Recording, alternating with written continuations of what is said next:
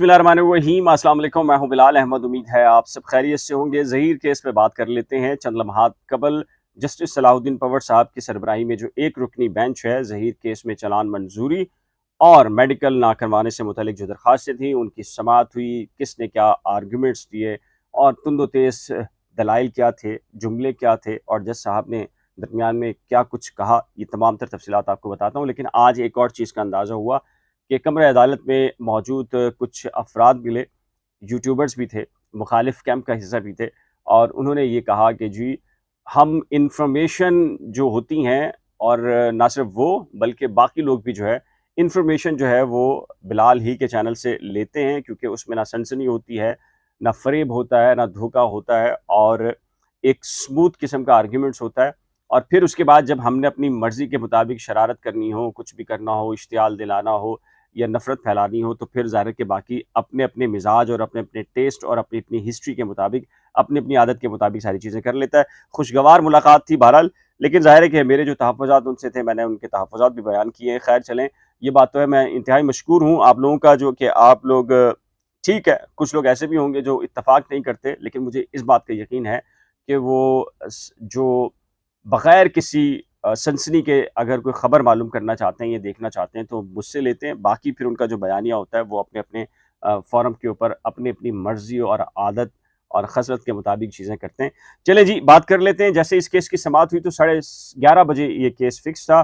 Justice Salahuddin power साहब 11:30 बजे आ गए थे। एक केस पहले लगा था बैरिस्टर खालिद जावेद खान साहब का, उसके ऊपर 5-7 मिनट आर्ग्यूमेंट्स हुए और उस आर्ग्यूमेंट के बाद जो है वो फिर ज़हीर के केस ये कॉल अप हो गया।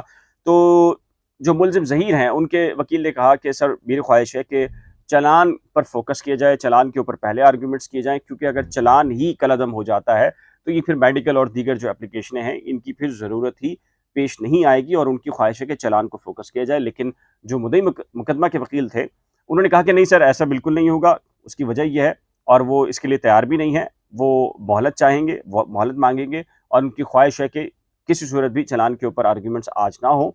और क्योंकि उन्होंने केस के हवालाजात अदालत में देने हैं, आर्ग्यूमेंट्स करने हैं, तो उनकी तैयारी नहीं है।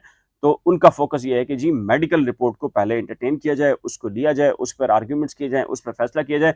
फिर कल परसों जब भी अदालत चाहेगी तो चालान के ऊपर आर्ग्यूमेंट्स करेगी। तो इसमें दोनों अतराफ के जो वकील थे उनके अंदर आपस में आप कह लीजिए कि हुई कि जी नहीं मेरी एप्लीकेशन और उन्होंने कहा जी मेरी एप्लीकेशन को पहले सुन लिया जाए। तो जस्टिस सलाहुद्दीन पवर साहब ने यही सवाल रेज़ किया और पूछा मुल्ज़िम ज़हीर के वकील से कि आप क्यों मेडिकल के ऊपर फ़ोकस नहीं करना चाहते और पहले चालान के ऊपर आप फ़ोकस कर रहे हैं। तो उन्होंने कहा कि देखिए सर, प्रॉब्लम ये है कि इस केस में पहले ही कानून की जो खिलाफ वर्जी है संगीन नौयत की, वो हो चुकी है और वो नहीं चाहते कि मज़ीद हो। उन्होंने एक 14 साला बच्ची का जो शादी हुई थी और उसके बाद अदालत में प्रोड्यूस की गई थी और इसमें भी जो मुद्दई मुकदमा के वकील थे वो भी वकील थे और उस केस में अदालत ने ये डायरेक्शन दे दी थी कि जी बच्ची का बयान लिया जाए और बच्ची के बयान के बाद उसे उसके शौहर के साथ भेज दिया गया। तो इसका तस्करा भी कब्र अदालत में हुआ और ज़हीर के वकील ने कहा कि देखिए प्रॉब्लम ये है कि चालान बेसिक चीज़ है एफआईआर के बाद। अगर चालान एग्जिस्ट करता है या नहीं करता, ये सारे मटेरियल जो आगे होगा, एप्लीकेशंस होंगी, पूरा केस होगा, उसके ऊपर खड़ा है। तो चालान के ऊपर अगर हम बात कर लेंगे तो फिर बाकी सारी चीज़ें जो है वो डिसाइड हो जाएँगी और खुद ब खुद उसके लिए रास्ते बन जाएँगे। तो जस्टिस सलाहुद्दीन पवर साहब ने उनसे कहा, चलें फिर आप हमें ये ऑन रिकॉर्ड ये बात कह दीजिए कि अगर आप चालान के ऊपर बात करते हैं, चालान अगर मंज़ूर हो जाता है तो ठीक, अगर चालान मंज़ूर नहीं होता तो फिर आपकी जो मेडिकल की जो एप्लीकेशन है उसको आप विथड्रॉ कर लेंगे। एक लम्हे के लिए ज़हीर के जो वकील थे उन्होंने सोचा। उन्होंने कहा कि सर इशू ये है कि इसमें लॉ का जो अब्यूज़ है वो बहुत हो चुका है और वो नहीं चाहते कि मुल्ज़िम की जो रेमेडीज़ हैं या उसको जो कानून ने हक दिया है वो उससे बाहर हों। तो जस्टिस सलाहुद्दीन पवर साहब ने कहा बिल्कुल ये बात ठीक है आपकी, आपका राइट है, आप अपने क्लाइंट का दिफ़ा करें और जैसा चाहें, लेकिन अदालत में चूँकि जो मुद्दई मुकदमा के वकील हैं उनका ये इसरार है कि वो चालान के ऊपर बात नहीं करना चाहते, उनकी तैयारी नहीं है और उनको वक़्त चाहिए, उन्होंने सिर्फ़ और सिर्फ़ वकालतनामा जमा किया है।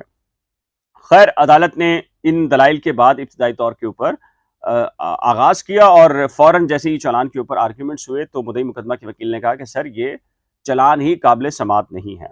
क्यों नहीं है? उन्होंने कहा कि देखिए जस्टिस करीम खान आगा की सरबराही में एफआईआर को क्वाशमेंट की एक सीपी फाइल हुई थी और जस्टिस करीम खान आगा ने उसको डिसमिस किया था बेसिकली क्योंकि जो चलान है वो सबमिट हो चुका था, तो अब ये मेंटेनेबल नहीं है। ये हैरत का इज़हार किया जज साहब ने, और जस्टिस सलाउद्दीन पवर साहब ने ये सवाल रेज़ किया मुलज़िम ज़हीर के वकील को, और कहा कि ये तो बड़ा मामला है, और अगर ऐसा कुछ है तो फिर आपका चालान मंजूरी के खिलाफ ये जो मामला आया है तो फिर ये काबिल समात नहीं है, तो आप इसमें मुतविर करें।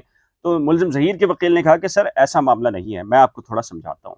इशू ये है कि वो जो पिटीशन थी हमारी, वो एफआईआर की क्वाशमेंट के लिए थी, और उसमें कॉग्जिनेंस यानी कि चालान सबमिट होने तक का मामला था।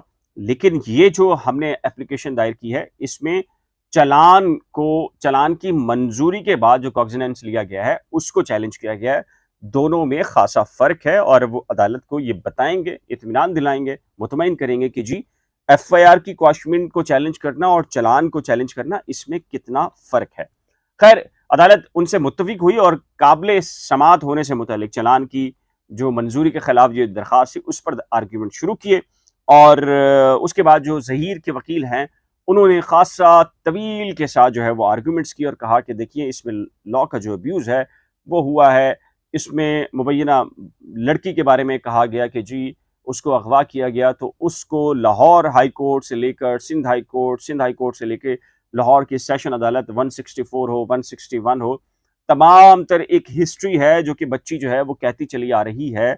और अभी भी अदालत ने जो अहकामात दिए हैं उसमें भी कोर्ट किया है कि जिसमें बच्ची ने कहा है कि उसको किसी ने अगवा नहीं किया, तो उसके बाद कुछ रह नहीं जाता। और उन्होंने इस मामले में एक मौका पर मुद्दई मुकदमा के जो वकील हैं, यही एक और केस में थे जिसमें बच्ची की उम्र 14 साल थी, और जस्टिस करीम खान आगा ने उस सीपी के अंदर ये कह दिया था कि जी हाँ ठीक है, आईयू ने कहा कि सी क्लास कर रहे हैं तो उसके बाद केस खत्म हो जाता है। तो जिस पर मुद्दई मुकदमा के वकील ने कहा कि नहीं सर ऐसा नहीं हुआ, अदालत के अंदर वो केस भी है और चालान भी आया है, सारी चीज़ें मौजूद हैं। खैर, इसके ऊपर तवील आर्ग्यूमेंट्स का सिलसिला जारी रहा, और आर्ग्यूमेंट्स के अंदर जो मुलजिम ज़हीर के वकील हैं उनका सारा के सारा जो फोकस था हिस्ट्री बयान करने का था आज का। और उन्होंने पूरे तरीके से हिस्ट्री को बयान किया कि केस में कब क्या हुआ, एफआईआर कब लॉन्च हुई, निकाह कब हुआ, निकाह के बाद पहला बयान कब हुआ, सेशन अदालत में कब आई, फिर उसके बाद सिंध हाई कोर्ट उसको कब लाया गया, और 6 अगस्त को जब एडवोकेट जनरल सिंध ने जो कहा, ऑर्डर में लिखा हुआ है, जस्टिस जुनैद गफ्फार साहब का 2 रुकनी का जो बेंच था, उसमें हर चीज़ मौजूद थी कि बच्ची ने खुद कहा, बयान दिया। एडवोकेट जनरल सिंध ने कहा कि इवन के सिंध चाइल्ड मैरिज एक्ट का लागू भी सिंध के अंदर नहीं होता क्योंकि निकाह बाहर हुआ है, अगवा का भी नहीं होता क्योंकि अगवा के अंदर बच्ची का बयान आ चुका है। तो ये सारी की सारी जो हिस्ट्री थी, आज वो बयान की है। उस हिस्ट्री को बयान करने के बाद कुछ कानूनी हवालाजात थे, वो उन्होंने पेश किए, और उसके बाद अदालत ने कहा कि ठीक है, आज अदालती जो वक्त है वो ख़त्म हो रहा है, बाकी केसेस भी हैं, तो हम इस केस को कल सुबह 9:30 बजे के लिए सुनेंगे। तो मुद्दई मुकदमा के वकील ने कहा कि सर ये मेंटेनेबिलिटी के ऊपर है। तो अदालत ने कहा कि ठीक है, आर्ग्यूमेंट्स चल रहे हैं, बयानात होंगे, आर्ग्यूमेंट्स आएंगे, तो उसके बाद जो भी चीज़ें होंगी वो कल पता चल जाएंगी। तो इस तरीके से कल तक के लिए समात गई है, बगैर किसी सनसनी के। आपको बता रहा हूँ कि ये प्रोसीडिंग हुई है। अब ज़ाहिर है कि मुख्तलिफ यूट्यूबर्स ने अपने अपने तरीके से इसको बयान करना है, और ये साबित करने की कोशिश करने की फील्ड में सिर्फ वो होते हैं, और वो कल के बच्चे हैं, और वो दावे कर रहे होते हैं, और उनका असल टारगेट अपने मुखालिफ ग्रुप के अंदर भी ख़वातीन यूट्यूबर्स होती हैं, क्योंकि वो मसला ये होता है कि ज़्यादा ज़्यादा व्यूज़ कब मिलेंगे, जब आप स्टार बन के सामने आएंगे। तो स्टार बनने की एक उनके अंदर रमक है, चमक है, और 2 नंबरी भी मौजूद है। खैर, लोगों को जानते भी हैं, उनके चेहरों को भी पहचानते हैं, नाम लेने की और बताने की ज़रूरत क्या है। तो आज की प्रोसीडिंग ये है, कल सुबह 8:30 बजे के लिए केस गया है, और देखिए जी अदालत क्या फैसला करती है चालान के ऊपर भी। और अब फिर बहुत सारे लोग कहते हैं कि आप क्या समझते हैं। देखिए, हमारे समझने या ना समझने से कुछ नहीं होता, फैसला अदालत ने करना होता है। तो अदालत को फैसला करने दीजिए, जो भी अदालत फैसला करें आप भी उसका एहतराम कीजिए, हम भी उसका एहतराम करते हैं। लेकिन जो लोग इंतशार फैला रहे हैं उनकी निशानदेही कीजिए, उनकी रिपोर्ट कीजिए, जो खासकर पाकिस्तान के खिलाफ प्रोपेगेंडा कर रहे हैं, पाकिस्तान को रेपिस्ट कंट्री के तौर के ऊपर पाकिस्तान का इमेज डेवलप करने की कोशिश कर रहे हैं। आपका और मेरा फ़र्ज़ है कि जी हम उनको बेनकाब करें। आप भी बेनकाब कीजिए, और हम सब मिलकर उन लोगों को बेनकाब करेंगे। तो इस सिलसिले में आपकी राय क्या है? नीचे दिए गए कमेंट सेक्शन में अपनी कीमती राय का इज़हार ज़रूर कीजिएगा। एक नए व्लॉग के साथ जल्द मिलेंगे, तब तक के लिए दीजिए इजाज़त। खुदा हाफ़िज़।